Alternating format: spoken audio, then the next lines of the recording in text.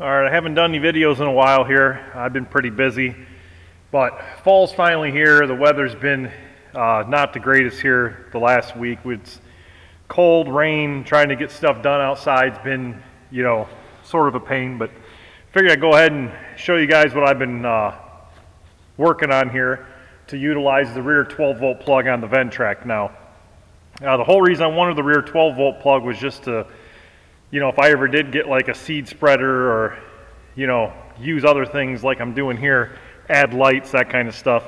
I just bought these plugs and wired it in. Now originally, this had a magnet base I put on it, and I was just gonna magnet the light onto the fender or the roll bar and use it for winter for plowing.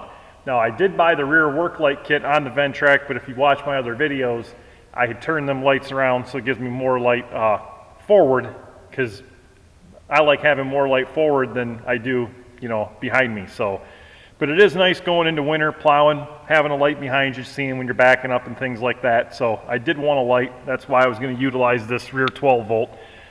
Now, Ventrac does make a beacon kit you can buy. They're really nice. The whole reason I didn't even get that option was because, for home use, you really don't even need a beacon. But since I was wiring this up anyway, I had a few of these beacons. I tend to collect things and get things that I don't need. So through the years, I've acquired a lot of stuff that's just been sitting on the shelf. So I figured, I went ahead and did this, I might as well throw a light on there as well. Now, all I did was I took some plate steel I'd cut and pretty much just mounted all this stuff to it to where I can U-bolt it right to the roll bar for winter time. And then when I'm done with it in the summer, I can take it off. Now I did wire this with, the rear light and the beacon, just because, like I said, I had it laying around. I even put a switch on here to where you can press that and change the pattern on the light. Just mounted everything on here, wired it in, and like I said, I'll put a couple U-bolts through there to hold it on, and then when springtime comes, I'll take it off. I did put some weather stripping on there just to where it touches the roll bar. Since I got the diesel model, it does, vibrate a little bit. So that should cut back on vibration and rattles and that kind of stuff. So just throwing that on here. If anyone has the rear 12 volt, wasn't an idea for that. I'll go ahead and just sit it on the tractor and plug it in to let you see it. All right, that's what it looks like when it's hooked up. I put it on there. Like I said, just a couple U-bolts.